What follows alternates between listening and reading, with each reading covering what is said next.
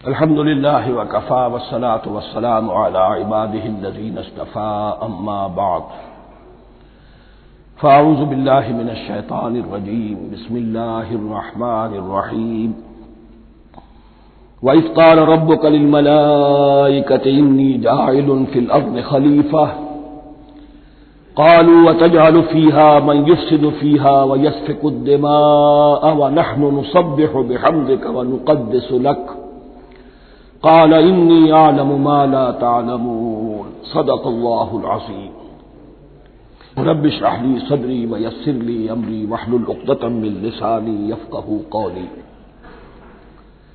جیسا کہ میں نے عرض کیا تھا، سورہ بقرہ کے پہلے 4 رکوع نہایت اہم ہیں، نہایت جامع ہیں۔ پہلے 2 رکوعوں میں 3 قسم کے انسانوں کی وضاحت کی گئی، 3 قسم کے کردار کے نقشے کھینچ دیے گئے۔ تیسرے رکوع میں قرآن مجید کی دعوت کا خلاصہ آ گیا، توحید فی العقیدہ، توحید فی العمل، یعنی عبادت اللہ کی، ایمان بالرسالت، قرآن مجید کو منزل من اللہ کلام ماننا۔ اس میں اگر شک ہے تو جو بھی چیلنج تھا، اگر واقعتاً تمہیں شک ہے، حقیقت میں شک نہیں ہے، لیکن جیسا کہ تم کہہ رہے ہو کہ تمہیں شک ہے تو کوشش کرو اس کے مقابلے کی ایک صورت بنا لاؤ۔ پھر آخرت، جنت اور دوزخ، ان دونوں کا تذکرہ ہو گیا۔ پھر ایک خاص مسئلہ جو قرآن مجید کے اسلوب پر اعتراض کی شکل میں آیا کہ اس میں مچھر جیسی حقیر شے کا بھی تذکرہ ہے، اس کی حکمت بیان کر دی گئی کہ تشبیہ اور تمثیل میں ظاہر بات ہے کہ ممثل لہو اور ممثل بہی میں مناسبت چاہیے۔ جس چیز کے لیے تمثیل بیان کی جا رہی ہے، جس شے سے تمثیل بیان کی جا رہی ہے، ان میں مناسبت ہونی چاہیے، اس میں عظیم یا حقیر کا کوئی سوال نہیں۔ پھر یہ بات کہ جن لوگوں کے دلوں میں زیغ ہے، کجی ہے، وہ اس قرآن سے بھی ان کی ضلالت میں، گمراہی میں اضافہ ہوگا۔ جو لوگ طالب حق ہیں ان کو یہ قرآن مجید ہدایت دے گا، اور کن کو اللہ گمراہ کرتا ہے؟ جو سرکش ہے، جو نمبر 1 اللہ سے جو عہد کر کے دنیا میں آئے تھے اس کی خلاف ورزی کر رہے ہیں اور صلہ رحمی کے بجائے قطع رحمی کرتے ہیں۔ اس کے بعد ایک بہت اہم فلسفیانہ بات آ گئی، اور اسی کے ضمن میں نے اصل میں یہ ساری بات دہرائی ہے۔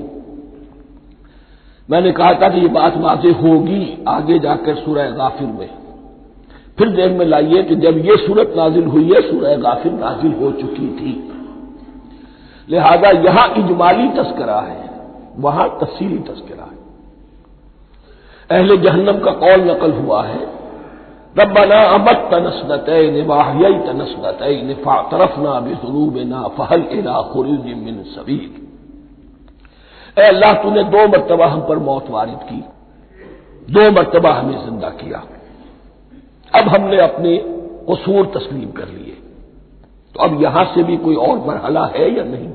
یہاں سے نکلنے کا بھی کوئی راستہ ہے یا نہیں؟ اس سے حقیقت یہ واضح ہوئی، انسان کی تخلیق اول ہوئی عالم ارواح میں، صرف ارواح کی حیثیت سے، اور حدیث میں آتا ہے الارواح جنود مجندہ، لشکروں کی شکل، تمام انسان۔ ان سے عہد لیا گیا الست بربکم قالوا بلی، پھر سلا دیا گیا ارواح کو۔ یہ گویا کہ پہلی موت تھی جو ہم گزار آئے۔ پھر عالم خلق کا مرحلہ آیا۔ عالم خلق میں یہ تناسل کے ذریعے سے رحم مادر میں جب ایک جنین تیار ہوتا ہے تو ایک حدیث ہے حضرت عبداللہ ابن مسعود سے، 4 مہینے کا جب جنین ہو جاتا ہے تو اس کے بعد وہ روح لا کر اس میں پھونک دی جاتی ہے۔ یہ گویا کہ احیاء اولا ہو گیا، پہلی مرتبہ کا زندہ کیا جانا، پہلی موت کی نیند سے جگا دیا گیا۔ اے تازہ واردان بساط ہوائے دل، اب ہم اس دنیا میں اس جسد کے ساتھ زندہ ہوئے، اب پھر موت آئے گی، جسد یہی چلا جائے گا جہاں سے آیا تھا، روح جہاں سے آئی تھی وہاں واپس جائے گی۔ ثم یمیتکم ثم یحییکم ثم الیہ ترجعون، پھر تمہیں اللہ کی طرف لوٹا دیا جائے گا۔ یہ ہے بہت گہرا نقطہ فلسفہ دین کا۔ اس کے بعد مضمون شروع ہو رہا ہے خلافت کا، جس کا اجمالی جو ہے تذکرہ تیسرے رکوع کی آخری آیت میں آ گیا۔ هو الذی خلق لکم ما فی الارض جميعا، زمین میں جو کچھ ہے اے انسانوں تمہارے لیے پیدا کیا گیا۔ اسی کے ساتھ جڑتا ہوا مضمون اب خلافت کا آ رہا ہے۔ وَإِذْ قَالَ رَبُّكَ لِلْمَلَائِكَةِ إِنِّي جَاعِلٌ فِي الْأَرْضِ خَلِيفَةً، اور یاد کرو جب کہ کہا تھا تمہارے رب نے فرشتوں سے، میں بنانے والا ہوں زمین میں ایک خلیفہ۔ اب خلیفہ کی حقیقت کو سمجھیے، خلیفہ کسے کہتے ہیں؟ نائب۔ عام طور پر لوگوں کو مغالطہ ہوتا ہے کہ خلیفہ جانشین جو ہے وہ تو کسی کے موت کے بعد ہوتا ہے، زندگی میں تو نہیں ہوتا۔ لیکن یہاں اصل میں ہمارے لیے بہت آسان ہے، انسان کی جو اصل حقیقت ہے اس دنیا میں اس کو سمجھنے کے لیے یوں سمجھیے کہ ہم آج سے 50 سال پہلے انگریز کے غلام تھے۔ ہمارا بادشاہ یا ملکہ انگلستان میں تھا یا تھی۔ دہلی میں وائس رائے ہوتا تھا۔ وائس رائے کا کام کیا ہے؟ جو حکم آیا ہے ہز میجسٹیز گورنمنٹ کا یا ہر میجسٹیز گورنمنٹ کا جو حکم آیا ہے بلا چون و چرا، بغیر کسی تغیر و تبدل کے نافذ کرے۔ ہاں جہاں کوئی حکم وہاں سے نہیں ہے تو یہاں کے حالات میں بہترین اپنی رائے قائم کرے، غور و فکر کرے، یہاں کی مصلحتیں کیا ہے۔ جو چیز بھی امپائر کی مصلحت میں ہو اس کے مطابق فیصلہ کر سکتا ہے۔ بین ہی یہی رشتہ ہے۔ اللہ ہے لیکن اللہ نے اپنے آپ کو غیب کے پردے میں چھپا لیا ہے۔ زمین پر انسان ہے، اب انسان کا کام یہ ہے جو ہدایت آ رہی ہے اللہ کی طرف سے اس پر تو بے چون و چرا عمل کرے۔ جہاں کوئی ایکسپریس ہدایت نہیں ہے، کوئی واضح ہدایت نہیں ہے، وہاں اپنے بیسٹ ججمنٹ کو ایکسرسائز کرے۔ اسی کا نام اجتہاد ہے۔ غور و فکر کرے، سوچے، اور جو بات روح دین کے زیادہ سے زیادہ مطابقت رکھنے والی ہو اس کو اختیار کرے۔ بین ہی یہی رشتہ ہے در حقیقت، رشتہ خلافت کہ جو اللہ اور انسان کے مابین ہے۔ اب یہ جو دی گئی ہے یہ حیثیت تمام انسانوں کو دی گئی ہے۔ پوٹینشلی ہر انسان اللہ کا خلیفہ ہے، لیکن جو اللہ کا باغی ہو جائے، جو خود حاکمیت کا مدعی ہو گیا، گویا کہ وہ باغی ہے۔ اب اگر شاہجہاں بادشاہ تھا، اس کا کوئی ولی عہد تھا، اور ولی عہد جو ہے صبر نہیں کر سکتا، اپنے باپ کی زندگی ہی میں بغاوت کر دیتا ہے، حکومت حاصل کرنا چاہتا ہے، تو اب وہ کیا ہے؟ واجب القتل ہے۔ جو لوگ بھی حاکمیت کے مدعی ہو گئے، ویسے تو حقیقت واجب القتل ہے، لیکن دنیا میں مہلت دی ہے اللہ نے، یہ دارالامتحان ہے، فوراً قتل نہیں کرتا، فوراً ختم نہیں کرتا۔ وَلَوْلَا كَلِمَةٌ سَبَقَتْ مِن رَّبِّكَ إِلَىٰ أَجَلٍ مُّسَمًّى لَقُضِيَ بَيْنَهُمْ، اگر یہ پہلے بات طے نہ ہو چکی ہوتی، ایک وقت معین تک کے لیے انہیں مہلت اللہ نے نہ دی ہوتی تو اللہ فیصلہ چکا دیتا، لیکن مہلت دی ہے۔ لیکن کم سے کم اتنی سزا ملتی ہے کہ اب وہ خلافت کے حق سے محروم کر دیے گئے۔ گویا کہ اب خلافت دنیا میں ہوگی خلافت المسلمین، صرف وہی شخص کہ جو اللہ کو مانے اپنا حاکم مطلق، وہ خلافت کا اہل ہے۔ تو یہ چند باتیں خلافت کی اصل حقیقت کے ضمن میں یہیں پر سمجھ لیجیے۔ وَإِذْ قَالَ رَبُّكَ لِلْمَلَائِكَةِ إِنِّي جَاعِلٌ فِي الْأَرْضِ خَلِيفَةً قَالُوا أَتَجْعَلُ فِيهَا مَن يُفْسِدُ فِيهَا وَيَسْفِكُ الدِّمَاءَ وَنَحْنُ نُسَبِّحُ بِحَمْدِكَ وَنُقَدِّسُ لَكَ۔ اور یاد کرو جب کہ تمہارے رب نے کہا تھا فرشتوں سے کہ میں زمین میں خلیفہ بنانے والا ہوں، تو انہوں نے کہا کہ کیا تو بنائے گا اس میں جو فساد مچائے گا اس میں اور خوریزی کرے گا۔ وَنَحْنُ نُسَبِّحُ بِحَمْدِكَ وَنُقَدِّسُ لَكَ، ہم آپ کی تسبیح اور تحمید اور آپ کی تقدیس میں لگے ہوئے ہیں۔ قَالَ إِنِّي أَعْلَمُ مَا لَا تَعْلَمُونَ، فرمایا میں جانتا ہوں جو تم نہیں جانتے۔ اب یہاں سوال پیدا ہوتا ہے کہ فرشتوں کو یہ گمان کیسے ہوا، یا یہ خیال کیسے ہوا؟ دو رائے ہیں اس میں۔ ایک تو یہ کہ انسان کی تخلیق سے پہلے اس دنیا میں جنات تھے، اور انہیں بھی کچھ اللہ نے تھوڑا سا اختیار دیا تھا، اور انہوں نے یہاں فساد مچایا۔ انہی پر قیاس کرتے ہوئے فرشتوں نے سمجھا کہ انسان بھی پھر زمین میں فساد مچائے گا، خونریزی کرے گا۔ ایک دوسری اصولی بات یہ کہی گئی ہے کہ خلافت کا لفظ جب استعمال ہوا تو اس کے معنی ہے کہ کوئی نہ کوئی اختیار بھی ملے گا۔ جنات کے بارے میں خلافت کا لفظ کہیں نہیں آیا، انسان کے بارے میں آ رہا ہے۔ خلیفہ بالکل بے اختیار نہیں ہوتا، جیسا کہ میں نے عرض کیا، جہاں واضح حکم ہے تو اس کی تو تنفیذ، جہاں نہیں ہے وہاں اپنی رائے سے جتنا بھی بہتر سے بہتر سوچ سکتا ہو انسان رائے قائم کرے۔ یہ اختیار جو ہے، ظاہر بات ہے جہاں اختیار ہوگا صحیح استعمال ہونے کا بھی امکان ہے، غلط استعمال ہونے کا بھی امکان ہے۔ اختیار تو بلکہ یہ کہ آپ کا پولیٹیکل سائنس کا تو ایکسیم یہ ہے، authority tends to corrupt and absolute authority corrupts absolutely. تو ٹینڈنسی کرپشن کی ہوتی ہے اختیار کے اندر، اس بنا پر انہوں نے قیاس کیا کہ اس میں فساد ہوگا، خونریزی ہوگی۔ اللہ تعالیٰ نے فرمایا اپنی حکمتوں سے میں خود واقف ہوں، میں کیوں بنا رہا ہوں یہ میں جانتا ہوں، تم نہیں جانتے۔ وَعَلَّمَ آدَمَ الْأَسْمَاءَ كُلَّهَا، اور اللہ نے سکھا دیے آدم کو تمام کے تمام نام۔ اب اس میں بھی ایک رائے تو یہ ہے، بلکہ اس میں تقریباً اجماع ہے مفسرین کا، کہ اس سے مراد ہے تمام اشیاء کے نام،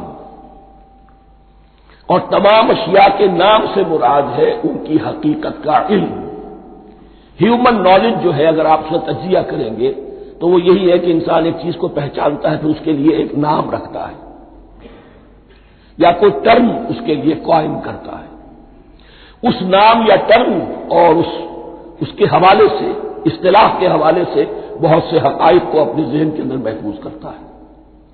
تو گویا کہ ان علمہ آدم الاسماء کلہا، تمام نام سکھا دیے کل مادی کائنات کے اندر جو کچھ وجود میں آنے والا تھا، ان سب کی حقیقت سے پوٹینشلی حضرت آدم کو آگاہ کر دیا۔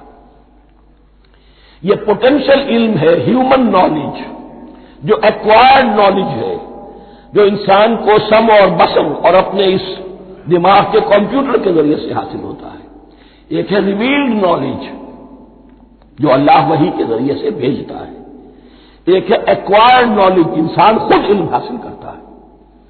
اس نے آنکھوں سے دیکھا، کان سے سنا، نتیجہ نکالا، اور اس کمپیوٹر نے اس کو پروسیس کیا، اس نتیجے کو کہیں میموری کے اندر سٹور کر لیا۔ یہ کمپیوٹر ہے بہت بڑا۔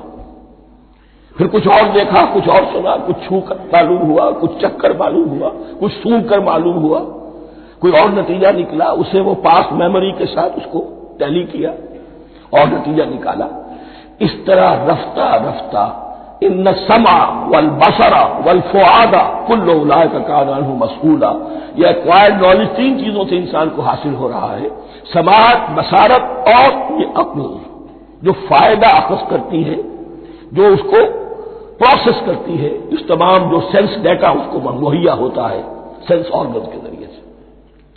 یہ علم ہے جو پوٹینشلی حضرت آدم کو دے دیا گیا، اس کی ایکسفولیشن ہو رہی ہے، اب درجہ بدرجہ وہ علم پھیل رہا ہے، بڑھ رہا ہے، اور بڑھتے بڑھتے کہاں تک پہنچے گا ہم کچھ نہیں کہہ سکتے، کہاں سے کہاں پہنچ گیا انسان۔ اس نصف صدی کے اندر علم انسانی میں جو ایکسپلوژن ہوا ہے، میں اور آپ اس کا تصور تک نہیں کر سکتے۔ اکثر بڑے بڑے جو سائنسدان ہیں انہیں تصور نہیں ہے، اس لیے کہ ایک شخص اپنی لائن فزکس کے بارے میں جانتا ہے کیا کچھ ہو گیا، یا فزکس کی بھی کسی شاخ کے بارے میں جانتا ہے، باقی دوسری جو لائن ہے اسے کچھ پتہ نہیں۔ اسپیشلائزیشن کا دور ہے، لہذا جو ایکسپلوژن کہا جائے، دھماکہ ہوا ہے علم کا، اس کا کوئی اندازہ نہیں ہے ہمارے پاس، اور کس تیزی کے ساتھ وہ چیز آگے بڑھ رہی ہے، کس تیزی کے ساتھ ایک چیز آج جو ایجاد ہوئی چند دنوں کے اندر اندر اس کے بعد اس کا نیا کوئی ورژن آ جاتا ہے اور یہ چیز جو ہے آبسولیٹ ہو جاتی ہے۔ کمیونیکیشن کے اندر جو انقلاب عظیم برپا ہوا ہے، تو آپ یہ سمجھیے کہ اقبال نے جو شعر کبھی کہا تھا کہ عروج آدم خاکی سے انجم سہمے جاتے ہیں، کہ یہ ٹوٹا ہوا تارا مہ کامل نہ بن جائے، اور یہ مہ کامل بنے گا کب؟ جب دجال کی شکل اختیار کرے گا۔ دجال کون ہوگا؟ جو ان تمام قواعد طبیعہ کے اوپر قابو پا لے گا، جب چاہے گا جہاں چاہے گا بارش برسائے گا، رزق کے تمام خزانے اپنے ہاتھ میں لے لے گا، جو اس کے اوپر ایمان لائے گا اسی کو ملے گا، کسی اور کو نہیں ملے گا. اس کی آواز پوری دنیا میں سنائی دے گی. وہ چند دنوں کے اندر پوری دنیا کا چکر لگا لے گا. یہ ساری چیزیں جو حدیث میں دجال کے بارے میں آئی ہیں وہ اسی علم آدم ایکوائرڈ نالج کے اس حد کو پہنچ جانا کہ وہ ٹوٹل مسٹریز نیچر کی جو ہے وہ اس پر منکشف ہو جائے اور ان قواعد طبیعہ کو وہ ہارنس کر لے، قابو میں لے آئے اور انہیں استعمال کرے. کبھی جب ہمارے کسی بہت 200-300ویں کوئی پیڑھی میں کوئی ہمارے جد امجد ہوں گے جنہوں نے کوئی چٹان دیکھی کہ گری، پتھر پر پتھر ٹکرایا تو آگ اس میں سے شعلہ نکلا، اس کا یہ مشاہدہ کافی ہو گیا آگ پیدا کرنے کے لیے. پتھروں کو ٹکراؤ آگ پیدا کر لو. یہ اس دور کی سب سے بڑی ایجاد تھی، آگ، انرجی. اب وہ انرجی کہاں سے کہاں پہنچی؟ وہ آگ نے بھاپ کی شکل اختیار کی، پھر ہم نے بجلی ایجاد کی، اور کب کیا ہے ایٹمک انرجی ہے اور ڈبل کیا کیا ہے اللہ اعلم. ان تمام چیزوں کا تعلق ہے خلافت ارضی کے ساتھ. لہذا فرشتوں کو جو بتایا گیا وہ یہ ہے کہ آدم کو علم بھی دیا جا رہا ہے، صرف اختیار ہی نہیں دیا جا رہا، علم دیا جا رہا ہے. وَعَلَّمَ آدَمَ الْأَسْمَاءَ كُلَّهَا ثُمَّ عَرَضَهُمْ عَلَى الْمَلَائِكَةِ، پھر ان تمام اشیاء کو پیش کیا فرشتوں کے سامنے. فَقَالَ أَنبِئُونِي بِأَسْمَاءِ هَؤُلَاءِ، اور فرمایا کہ مجھے بتاؤ ان چیزوں کے نام، ان کنتم صادقین، اگر تم سچے ہو. قالوا سبحانك لا علم لنا الا ما علمتنا، انہوں نے کہا پروردگار تو پاک ہے ہر نقص سے، ہر عیب سے، ہر ذوف سے، ہر احتیاج سے، مبرہ ہے، منزہ ہے، اعلیٰ ہے، عرفہ ہے. لا علم لنا الا ما علمتنا، ہمیں کوئی علم حاصل نہیں سوائے اس کے جو تو نے ہمیں سکھا دیا ہے. اس کی تعبیر یہی بہتر معلوم ہوتی ہے کہ ملائکہ کی حیثیت در حقیقت اس کائناتی جو حکومت ہے اللہ کی آفاقی حکومت، اس کے کارندوں کی ہے، یا اس کے سول سروینٹس ہیں. تو ہر ایک کو صرف اس کے شعبے کے متعلق علم دیا گیا ہے، علم جامع نہیں ہے. تمام چیزوں کا علم یہ معلوم کرنے کی استعداد ان کے پاس نہیں ہے. کوئی فرشتہ فرض کیجئے بارش کے اوپر معمور ہے، کوئی پہاڑوں پر معمور ہے، جس کا ذکر سیرت میں آتا ہے کہ جب طائف میں حضور پر پتھراؤ ہوا ہے تو اس کے بعد ایک فرشتہ حاضر ہوا ہے کہ میں ملک الجبال ہوں، اللہ نے مجھے پہاڑوں پر معمور کیا ہوا ہے. آپ اگر فرمائیں تو جن لوگوں نے آپ کو ستایا ہے، یہ جو طائف جن دو پہاڑوں کے درمیان یہ وادی ہے، ان کو آپس میں ٹکرا دو کہ یہ پس کر اور سرما بن جائے. آپ نے فرمایا نہیں، کیا عجب، اللہ تعالیٰ ان کی اگلی نسلوں کو ہدایت دے دے. تو فرشتے ہیں، کوئی پہاڑوں پر معمور ہے، کوئی کسی خدمت پر معمور ہے، ان کو علم دیا گیا ہے صرف انہی کی اپنی جو بھی فرائض منصبی ہیں ان کے شعبے سے متعلق، کل نہیں. جامعیت جو ہے علم کی وہ ہے کہ جو حضرت آدم علیہ السلام کو پوٹینشلی دے دی گئی اور جو اب بڑھتے بڑھتے ایک بہت جرابر درخت بن چکا ہے. سبحانک لا علم لنا الا ما علمتنا انک انت العلیم الحکیم. یقیناً آپ ہی کی ذات ہے جو کل کے کل علم کی حامل ہے اور جس کے اوپر حکمت بھی، جس کی حکمت بھی کامل ہے. باقی تو ہر مخلوق میں سے ہر ایک کا علم ناقص رہے گا. العلیم، کل علم کا جاننے والا تو تو ہی ہے. الحکیم، کل حکمت وہ تو تیرے ہی پاس ہے. قال یا آدم انبئہم باسمائہم، اللہ نے فرمایا کہ آدم ان کو بتاؤ ان کے نام. فلما انباہم باسمائہم، تو جب انہوں نے بتا دیے ان کو فرشتوں کو ان کے نام، قال الم اقل لکم انی اعلم غیب السماوات والارض، تو اللہ نے فرمایا کہ میں نے کہا نہیں تھا کہ میں جانتا ہوں آسمانوں اور زمین کی تمام غائب چیزوں کو جو تمہاری نگاہوں سے بھی اوجھل ہے، غیب. میں ہر شے کا جاننے والا ہوں. وَأَعْلَمُ مَا تُبْدُونَ وَمَا كُنتُمْ تَكْتُمُونَ، اور میں جانتا ہوں جو کچھ تم ظاہر کر رہے تھے اور جو کچھ تم چھپا رہے تھے. چھپانے میں محسوس ہوتا ہے کہ ان کی خواہش یہ تھی کہ خلافت ہمیں ملے. ہم خدام ادب ہیں، ہر وقت تسبیح و تحمید اور تقدیس میں مصروف ہیں، جو حکم ملتا ہے بجا لاتے ہیں، تو یہ خلافت کسی اور مخلوق کو کیوں ملے؟ یہاں صرف یہ اور بتا دوں کہ یہ چونکہ اب ایک تیسری مخلوق کا ذکر بھی بعد میں آئے گا، 3 صاحب تشخص مخلوقات ہیں اللہ کی، صاحب تشخص، صاحب شعور، جن میں میں کا شعور ہے، انا، میں۔ ایک ملائکہ ہے، ان کی تخلیق نور سے ہوئی ہے۔ ایک انسان ہے جن کی تخلیق گارے سے ہوئی ہے۔ ایک جنات ہیں جن کی تخلیق آگ سے ہوئی ہے۔ باقی حیوانات ہیں، ان میں شعور تو ہے، خود شعور ہی نہیں ہے۔ Self consciousness, this is world of difference between consciousness and self consciousness. انسان جب دیکھتا ہے تو اس کو یہ بھی معلوم ہے میں دیکھ رہا ہوں۔ کتا بلا دیکھتا ہے، اسے یہ اندازہ نہیں ہوتا کہ میں دیکھ رہا ہوں، دیکھنے کا ایک نتیجہ ہے جو نکل آتا ہے، لیکن میں کا وجود نہیں ہے۔ یہ انا، سیلف، ایگو، یہ انسان میں ہے، جنات میں ہے، شعور میں، اور فرشتوں میں ہے۔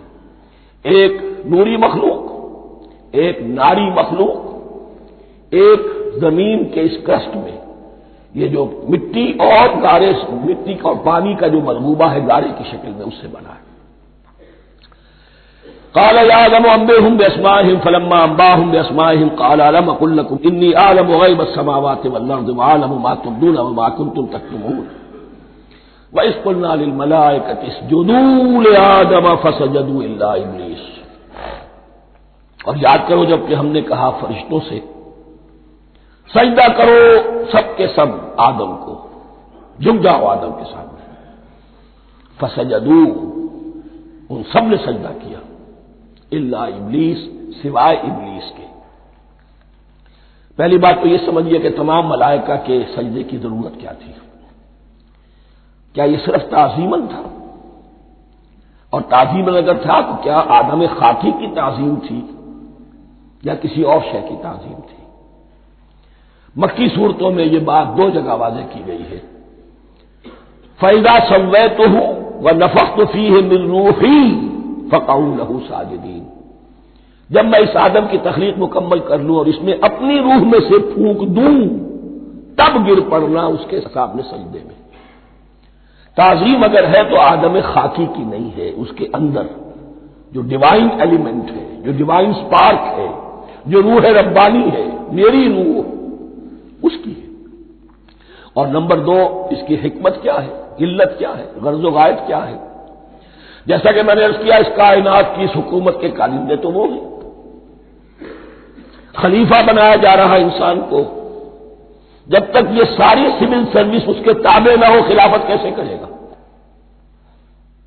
دیکھیے میں جانا چاہتا ہوں، چوری کرنے کے لیے جانا چاہتا ہوں، راستے میں کتنے فیکٹرز ہوں گے، کتنے فزیکل فینومینا ہوں گے، میں چلنا چاہتا ہوں، میں زمین کو دھکیلتا ہوں، زمین مجھے دھکیلتی ہے، زمین مجھے نہ دھکیلے تو میں کیسے چلوں گا؟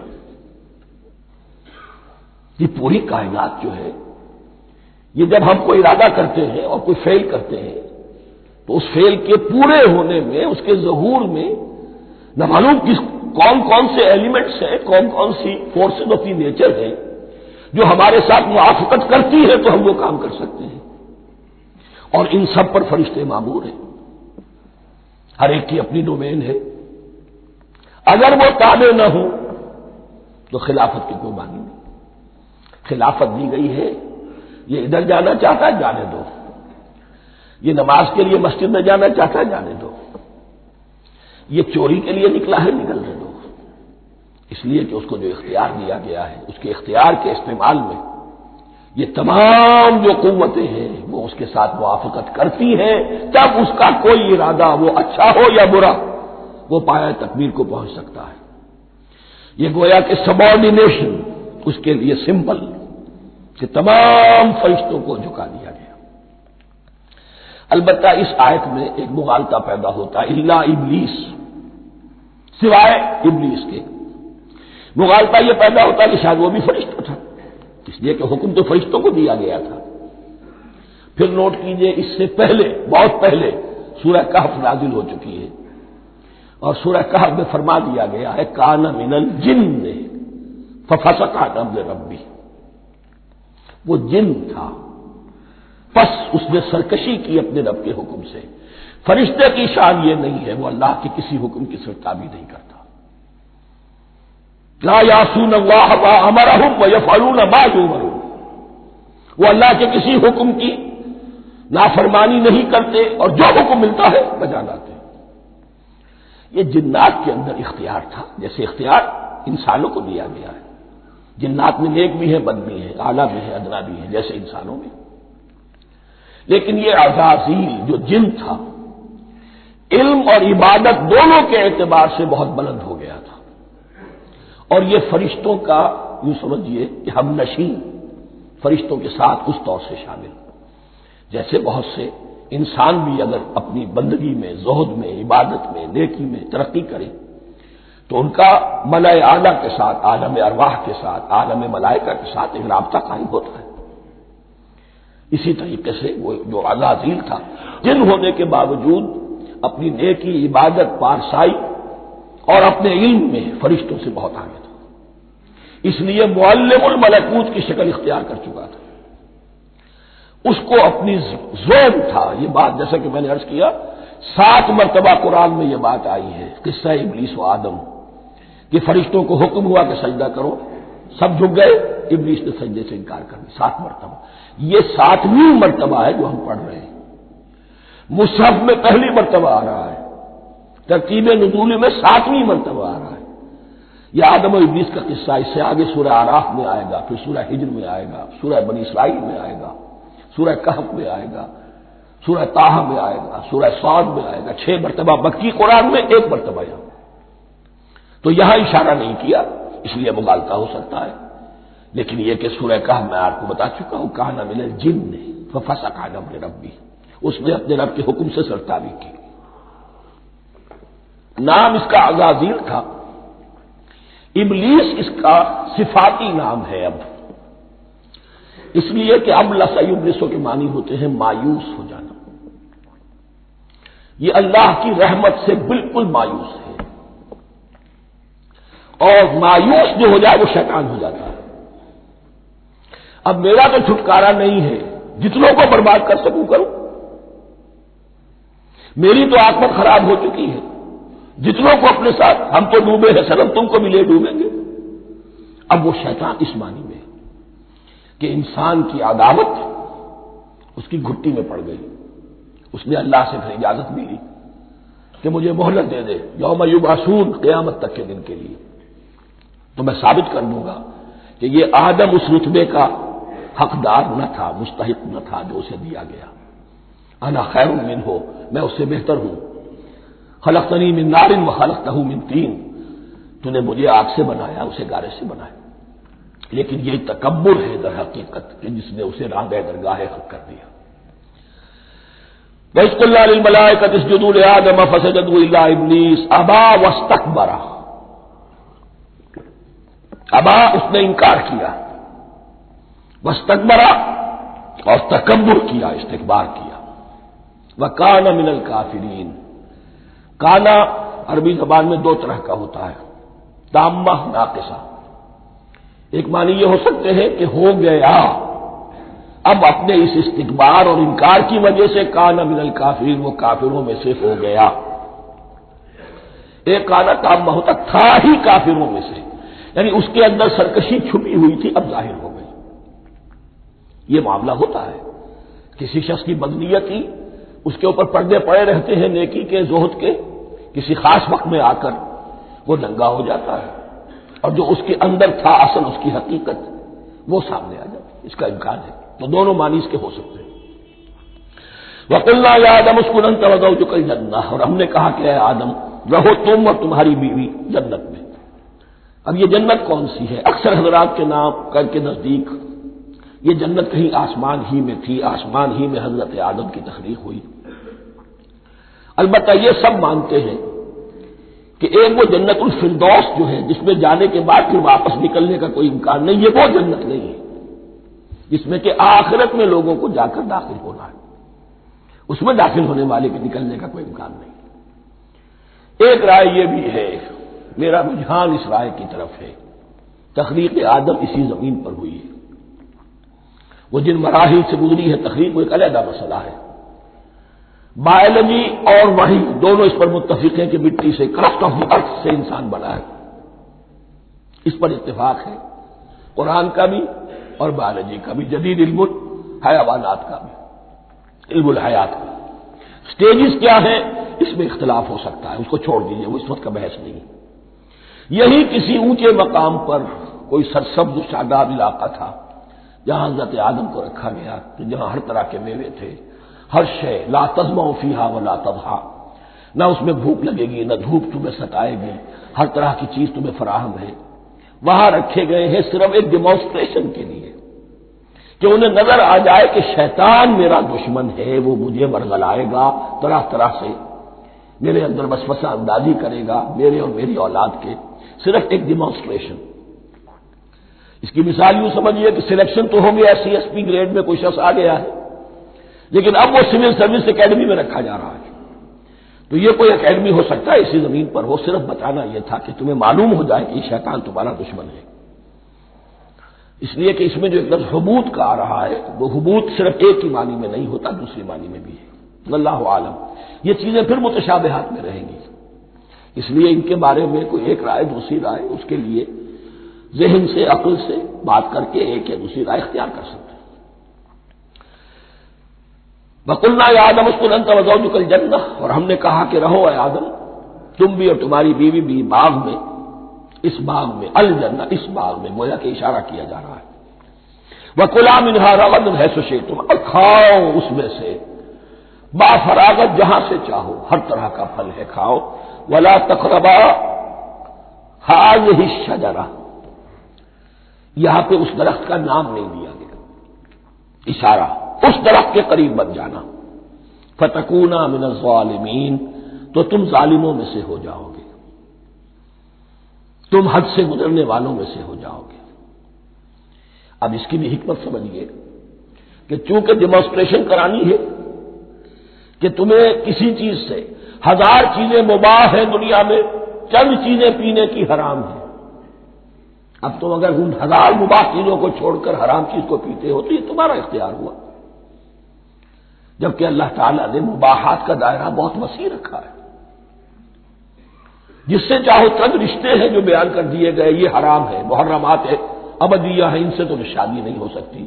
باقی کسی مسلمان عورت سے دنیا کے کسی کونے میں وہ شادی کر سکتے، کروڑوں کے آپشنز آپ کے لیے خالی کھلے ہیں، لیکن پھر بھی انسان شادی نہ کرے، زنا کرے، یہ گویا کہ اس کی اپنی خباثت نفس ہے۔ ایک نہیں، دو دو، تین تین، چار چار تک شادی کرو، اجازت ہے تمہیں۔ تو اس اعتبار سے مباحات، اب یہ پورا باغ تمہارے لیے مباح ہے، بس ایک درخت ہے اس کے پاس نہ جانا، اور درخت کا نام لینے کی کوئی ضرورت نہیں، تو آزمائش تھی نا، صرف ایک آزمائش اور اس کی ڈیمانسٹریشن۔ فَأَزَلَّهُمَا الشَّيْطَانُ عَنْهَا، تو پھسلا دیا ان دونوں کو شیطان نے اس درخت کے بارے میں۔ اب وہ کس کس طریقے سے پھسلایا، یہ بھی جیسا کہ میں نے عرض کیا 6 مرتبہ چونکہ یہ قصہ آ چکا ہے، اس کی آپ کو سورہ طٰہٰ میں تفصیل ملے گی، کس کس طریقے سے پھسلایا اور اس بات کے لیے تیار کیا۔ فَأَخْرَجَهُمَا مِمَّا كَانَا فِيهِ، تو نکلوا دیا ان دونوں کو اس کیفیت میں سے جس میں کہ وہ تھے، وہ کیفیت کہ نہ کوئی مشقت ہے، نہ کوئی محنت ہے، اور انسان کو ہر طرح کا اچھے سے اچھا پھل مل رہا ہے، تمام ضروریات فراہم ہیں، اور خاص کوئی حلہ جنت ہے جس کا کہ لباس بھی عطا کیا گیا ہے۔ لیکن ان کیفیات سے اب نکال کر، اب جسے آپ کہیں گے بٹر فیکٹس آف لائف، اچھا اب جاؤ، یہ ڈیمانسٹریشن کرنی تھی، ہو گئی۔ شیطان تمہارا دشمن ہے، تمہارا اور تمہاری نسل کا، شیطان لعین، اور وہ تمہیں پھسلائے گا جیسے آج پھسلایا ہے۔ تم آگاہ رہنا اس کی شرارتوں سے۔ ان الشیطان لکم عدو فاتخذوہ عدوا، یہ شیطان تمہارا دشمن ہے، اسے اپنا دشمن ہی سمجھو۔ لیکن یہ ہے کہ اگر کچھ لوگ اسے دوست بنا لیں، اس کے ایجنٹ بن جائیں، اس کے کارندے بن جائیں، یہ ان کا چوائس ہے جس کی سزا انہیں ملے گی۔ فَأَخْرَجَهُمَا مِمَّا كَانَا فِيهِ وَقُلْنَا اهْبِطُوا بَعْضُكُمْ لِبَعْضٍ عَدُوٌّ، اور ہم نے کہا اترو، تم سب ایک دوسرے کے دشمن ہوگے. اب یہ چونکہ جمع کا صیغہ آیا ہے، ایک دوسرے کے دشمن ہوگے، تو ایک دشمنی تو شیطان اور آدم اور ذریت آدم کی ہے، ایک اور دشمنی بھی ہے جو انسان میں مرد اور عورت کے مابین ہے. عورت بھی پھسلاتی ہے، غلط راستے پر ڈالتی ہے، مرد عورتوں کو گمراہ کرتے ہیں، عورتیں مردوں کو گمراہ کرتی ہیں.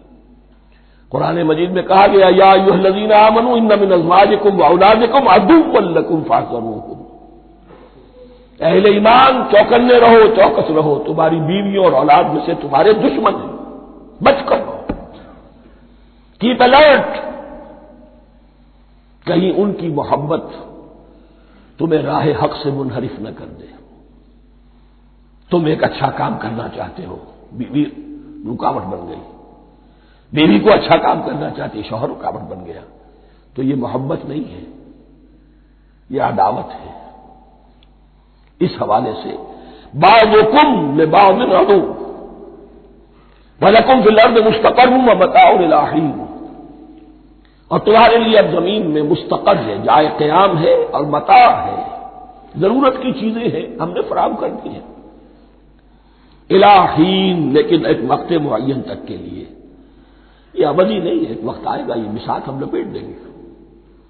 یوم نطوی السماء کطی السجل للکتب، جس دن کے ہم تمام فضاؤں کو اور تمام خلاؤں کو، تمام آسمانوں کو اس طرح لپیٹ لیں گے جیسے کتابوں کا طوبار لپیٹ دیا جاتا ہے. ایک وقت آئے گا. یہ تخلیق الی اجل مسمى ہے، الی حین ہے. فتلقى آدم من ربه کلمات فتاب علیہ.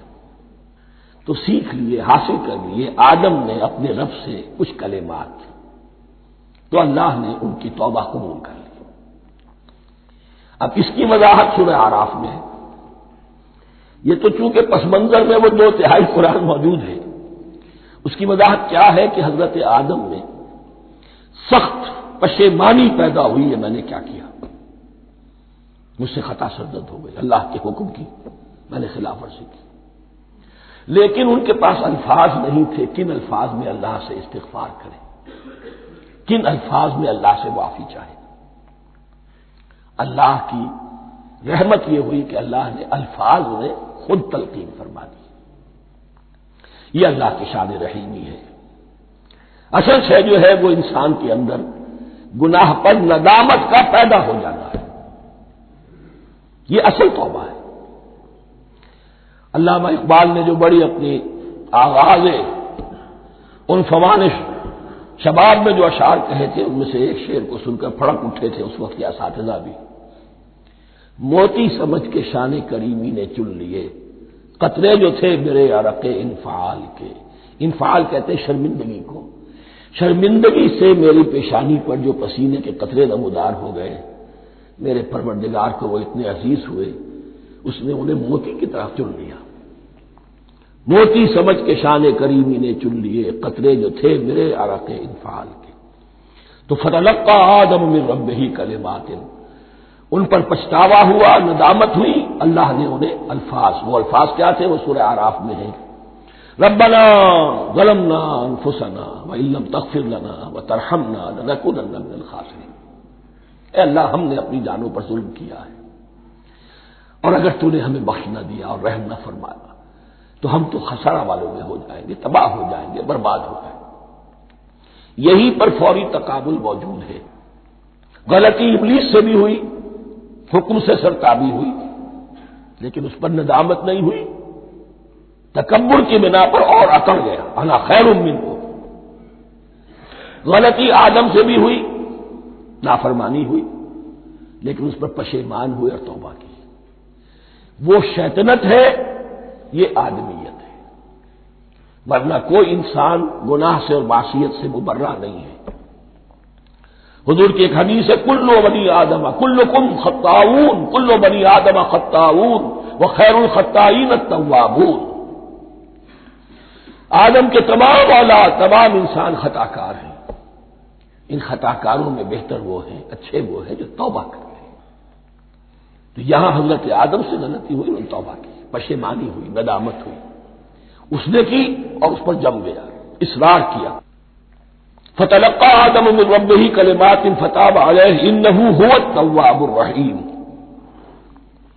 یقیناً وہی تو ہے بہت توبہ کو قبول فرمانے والا اور بہت رحم فرمانے والا. یہ نوٹ کیجئے گا توبہ کا لفظ دونوں طرف سے آتا ہے. بندہ بھی تواب وخیر الخطائین التوابون. تواب بندے بھی ہو گئے، تواب اللہ بھی ہے. اس کی اصل حقیقت کیا ہے؟ بندے نے خطا کی اور دور ہو گیا اللہ سے. اللہ نے اپنی رحمت کی نگاہ اس سے پھیر لی. بندے نے توبہ کی، اللہ پھر اپنی رحمت کے ساتھ اس کی طرف متوجہ ہو گیا. توبہ کے معنی پلٹنا. بندہ معصیت سے توبہ کر کے اپنی اصلاح کی طرف، بندگی کی طرف، اطاعت کی طرف پلٹ آیا. اللہ نے جو اپنی نظر رحمت پھیر لی تھی، اللہ نے پھر وہی اپنی شان غفاری اور رحیمی کے ساتھ بندے کی طرف توجہ فرما لی. جس کے لیے حدیث میں الفاظ آتے ہیں، تم اگر میری طرف بالشت بھراؤ گے میں ہاتھ بھراؤں گا، تم اگر چل کر آؤ گے میں دوڑ کر آؤں گا. ہم تو مائل بکرم ہے کوئی سائل ہی نہیں، راہ دکھلائے کسے رہنم منزل ہی نہیں. وہ تو تواب ہے. بس فرق یہ ہے کہ تابہ بندے کے لیے ہوگا تو الہ ہوگا، تابہ الہ، انی تم تو الیک.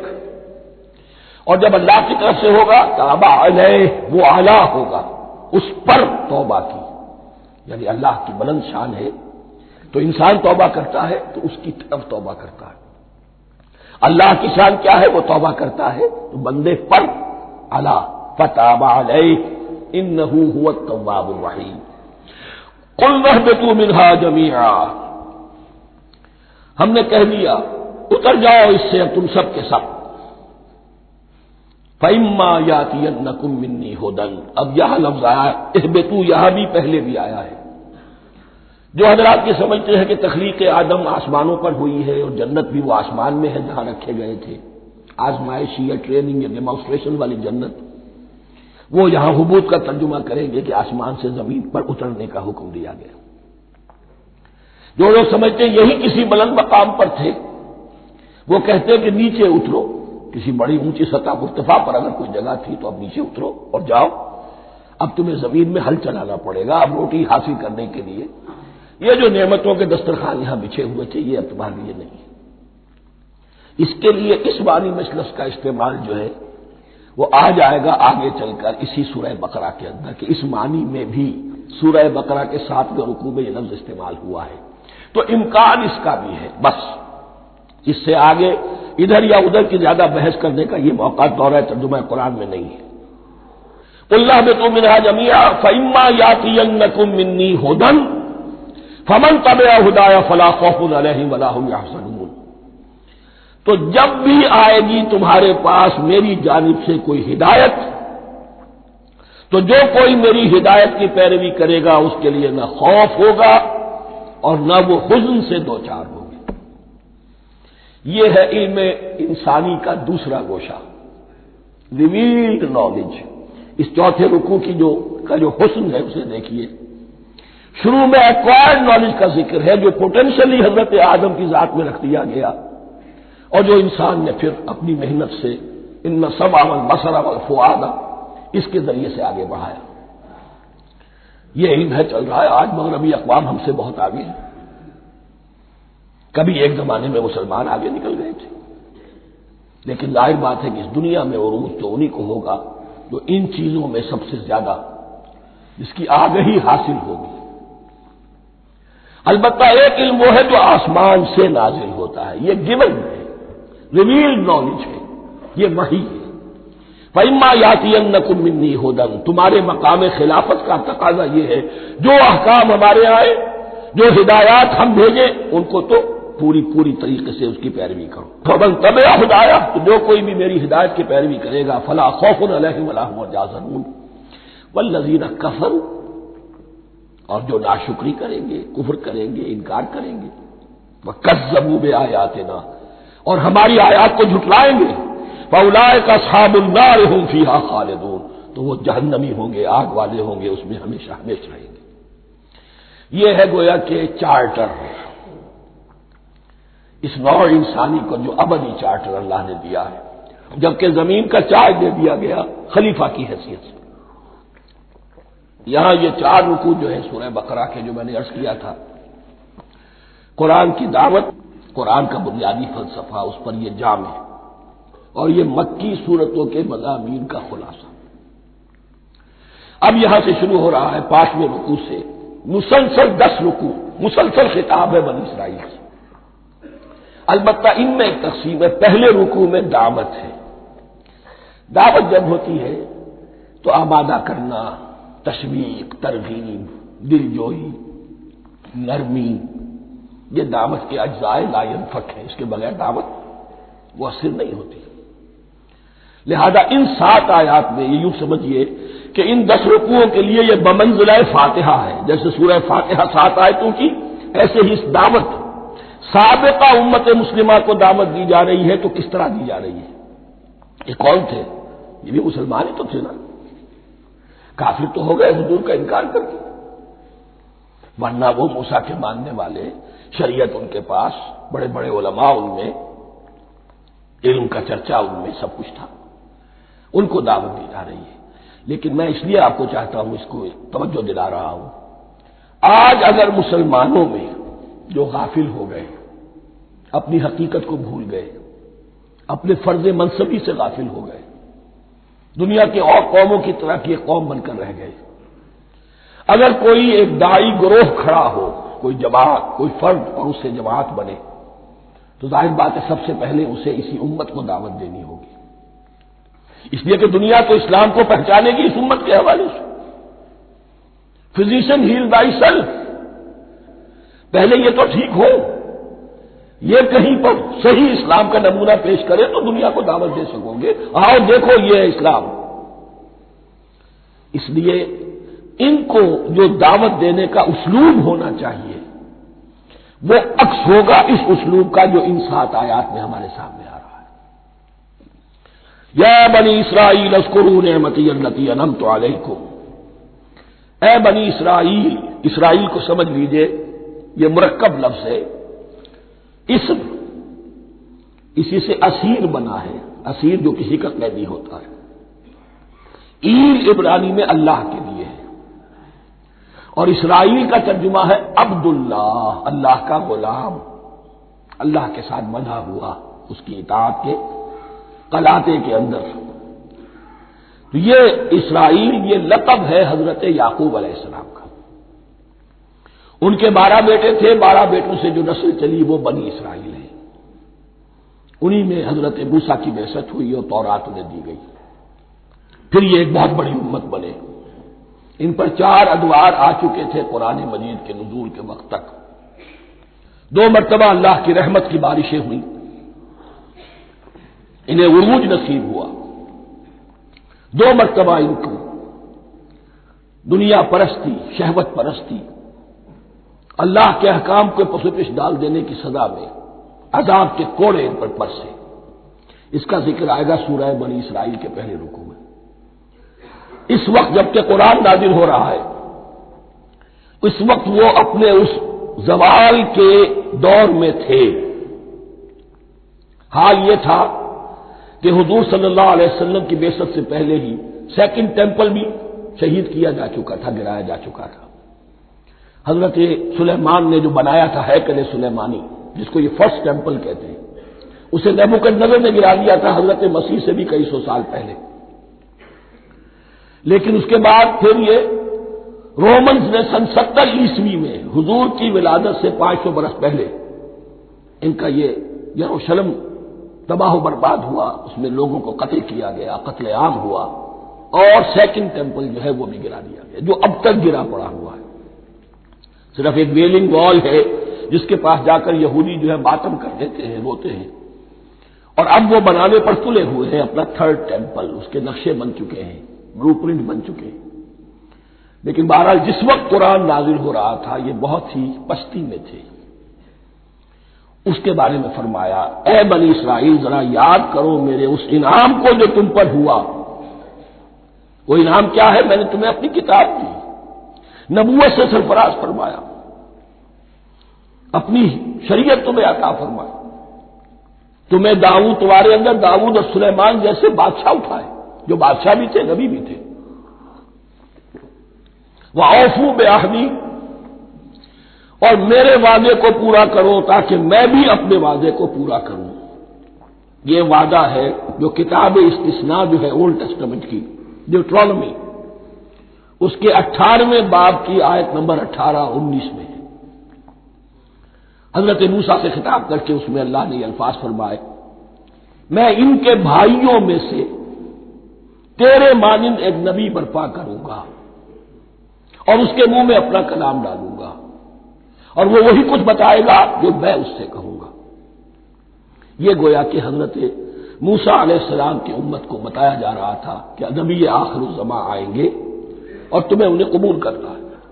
قرآن مجید میں اس کا بڑا تفصیلی ذکر سورہ اعراف میں آئے گا انشاءاللہ، لیکن یہاں فرمایا اوفوا بعہدی اوف بعہدکم، تم میرا عہد پیرا پورا کرو، میرے اس نبی کو تسلیم کرو، اس پر ایمان لاؤ، اس پر کی صدا پر لبیک کہو، تو میں تمہیں میرے انعام و اکرام اور بڑھتے چلے جائیں گے۔ وَإِيَّايَ فَارْهَبُونِ، اور صرف مجھ سے ڈرو۔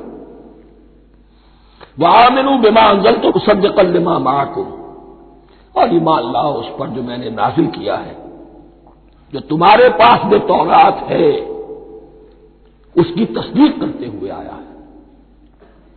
اس کے دو معنی ہے، ایک تو قرآن تصدیق کرتا ہے تورات کی اور انجیل کی، فیہا ھدی ونور، فیہ ھدی ونور، اور دوسرے یہ کہ قرآن اور محمد صلی اللہ علیہ وسلم ان پیشین گوئیوں کے مصداق بن کر آئے ہیں جو تورات میں تھی، ورنہ وہ پیشین گوئیاں جھوٹی ثابت ہوتی۔ ان کے مصداق کون ہے؟ قرآن اور محمد صلی اللہ علیہ وسلم، یہ دونوں معنی اس کے ہیں۔ وَآمِنُوا بِمَا أَنزَلْتُ مُصَدِّقًا لِمَا مَعَكُمْ وَلَا تَكُونُوا أَوَّلَ كَافِرٍ بِهِ، اور دیکھو تم ہی سب سے پہلے ان کا کفر کرنے والے نہ بن جاؤ۔ تمہیں تو سب کچھ معلوم تھا، تم تو منتظر تھے، تم تو آخری نبی کے انتظار میں تھے اور ان کے حوالے سے دعائیں کیا کرتے تھے کہ اللہ اس نبی آخر الزمان کے واسطے سے ہماری مدد فرما اور کافروں کے مقابلے میں ہمیں فتح عطا فرما۔ یہ آئے گا آگے چل کر اسی سورہ بقرہ کے اندر۔ لیکن اب تم ہی سب سے بڑھ کر کافر ہو گئے، تم ہی سب سے بڑھ کر دشمن ہو گئے۔ وَلَا تَكُونُوا أَوَّلَ كَافِرٍ بِهِ وَلَا تَشْتَرُوا بِآيَاتِي ثَمَنًا قَلِيلًا، اور دیکھو میری ان آیات کے عوض حقیر سی قیمت قبول نہ کرو۔ یہ آیات الہیہ ہیں، ان کو رد کر رہے ہو، کس لیے؟ ہماری مسندیں، ہماری حیثیت، ہماری چودراہٹیں، کہیں ان پر کوئی آنچ نہ آ جائے۔ حقیر سی چیزیں، یہ صرف اس دنیا کا سامان، اس کے سوا کچھ نہیں۔ وَلَا تَشْتَرُوا بِآيَاتِي ثَمَنًا قَلِيلًا وَإِيَّايَ فَاتَّقُونِ، اور صرف مجھ میں اس سے تقوی اختیار کرو، میرا تقوی اختیار کرو۔ وَلَا تَلْبِسُوا الْحَقَّ بِالْبَاطِلِ وَتَكْتُمُوا الْحَقَّ وَأَنْتُمْ تَعْلَمُونَ، اور نہ گڑبڑ کرو حق کے ساتھ باطل کو، اور بس چھپاؤ حق کو، ذرا حالے کہ تم جانتے ہو۔ یہ بات اچھی طرح نوٹ کرنی ہے، جانتے بوجھتے کرنا، ایک ہے مغالطے میں کرنا، وہ ضلالت ہے، گمراہی ہے۔ ایک جان بوجھ کر کرنا، حق کو پہچان کر اسے رد کرنا، یہ پھر اللہ تعالیٰ کے غضب کو دعوت دینا ہے، wrath of اللہ، اس کے غضب کو دعوت دینا ہے کہ حق کو پہچان کر اس کی نفی کی جائے۔ وَأَنْتُمْ تَعْلَمُونَ، علماء یہود قرآن مجید میں آگے چل کر آئے گا، ایسے پہچانتے تھے محمد کو اور قرآن کو جیسے اپنے بیٹوں کو، یعرفونہ کما یعرفون ابناہم، ایسے پہچانتے جیسے اپنے بیٹوں کو۔ وَأَقِیمُوا الصَّلَاةَ وَآتُوا الزَّکَاۃَ، دیکھو نماز قائم کرو، زکوٰۃ ادا کرو۔ وَارْكَعُوا مَعَ الرَّاكِعِينَ، اور جھکنے والوں کے ساتھ جھکو۔ یہ اول تو رکوع کو انہوں نے اپنے ہاں سے خارج کر دیا تھا، ثانیاً باجماعت نماز ان کے ہاں ختم ہو گئی تھی۔ وَارْكَعُوا مَعَ الرَّاكِعِينَ، جماعت باجماعت نماز کی طرف اشارہ ہے۔ أَتَأْمُرُونَ النَّاسَ بِالْبِرِّ وَتَنْسَوْنَ أَنفُسَكُمْ، کیا تم لوگوں کو نیکی کا حکم دیتے ہو، تقویٰ کی، پارسائی کی تعلیم دیتے ہو؟ میں کہہ رہا ہوں کہ اصل میں مخاطب کون ہے؟ علماء یہود، اس آیت سے ثابت ہو گیا عالم ہمارا بھی جب بھی کھڑا ہوگا اونچے سے اونچا آواز کہے گا، اعلیٰ سے اعلیٰ بات کہے گا۔ اکثر و بیشتر کا حال یہ ہے کہ ان کا اپنا کردار دیکھیے تو کوئی مناسبت ہی نہیں اس سے کہ جو وہ بات کہہ رہا ہے، جو لوگوں کو دعوت دے رہا ہے اس پر خود عمل نہیں۔ تو یہی در حقیقت علماء یہود کا کردار بن چکا تھا۔ اتامرون الناس بالبر وتنسون انفسکم، کیا تم لوگوں کو نیکی کا حکم دیتے ہو اور خود اپنے آپ کو بھول جاتے ہو؟ وانتم تتلون الکتاب، اور یہ سب کچھ تم کر رہے ہو اس حال میں کہ کتاب پڑھتے بھی ہو، تورات پڑھتے ہو، صاحب تورات ہو۔ ہمارے بھی بہت سے علماء کا علماء سو جنہیں ہم کہتے ہیں حال یہ ہو چکا ہے، خود بدلتے نہیں قرآن کو بدل دیتے ہیں، ہوئے کس درجہ فقیہان حرم بے توفیق۔ جو صورتحال ہے صرف قرآن کا بطن بچا ہوا ہے، اس کے مفہوم میں، اس کی تفسیر میں، اس کے ترجمے میں تو تحریفیں موجود ہیں، بڑی بڑی تحریفیں موجود ہیں، متن بچا ہوا ہے، وہ اس لیے کہ اللہ تعالیٰ نے اس کی حفاظت کا ذمہ لیا ہے۔ وَاسْتَعِینُوا بِالصَّبْرِ وَالصَّلَاةِ، اور مدد حاصل کرو دو چیزوں سے، صبر اور نماز۔ یہ صبر کا لفظ یہاں پر بہت قیمتی ہے، بہت بامانی ہے۔ علماء سو کیوں وجود میں آتے ہیں؟ جب وہ دنیا کے کتے بن جائیں گے تو دین کو بدنام کرنے والے ہوں گے۔ بظاہر دینی مناسب ہیں لیکن اصل میں ان کے پردے میں دنیا داری کی جا رہی ہے، صبر نہیں، بس صبر کے ساتھ اور نماز کے ساتھ، اس لیے کہ آپ صحیح راستے پر آئیں گے۔ اگر کوئی عالم دین لوگوں پر تنقید کرے گا، لولا ینہاہم الربانیون والاحبار، کیوں نہیں روکتے ان کے علماء اور ان کے اولیاء اور صوفیاء ان کو حرام کھانے سے اور جھوٹ بولنے سے؟ اگر کوئی شخص روکے گا اس کو پھر نذرانے تو نہیں ملیں گی، اس کی خدمتیں تو نہیں ہوگی۔